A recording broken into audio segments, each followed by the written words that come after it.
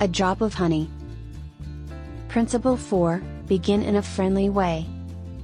When someone is offended, no amount of argument can persuade them.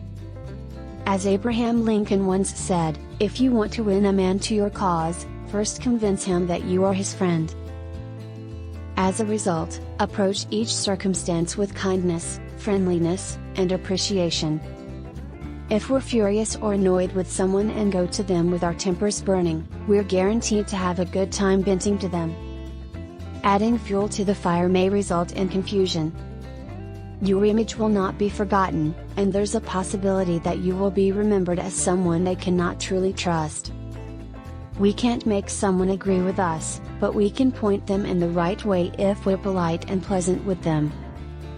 When we reach out to the other person with our fists doubled, the other person will double their fists twice as quickly. Before you open your mouth to talk, establish at least 5 minutes of good conversation before bringing up the subject at hand.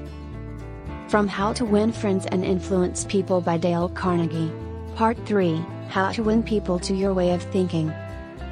Subscribe, like, follow for more.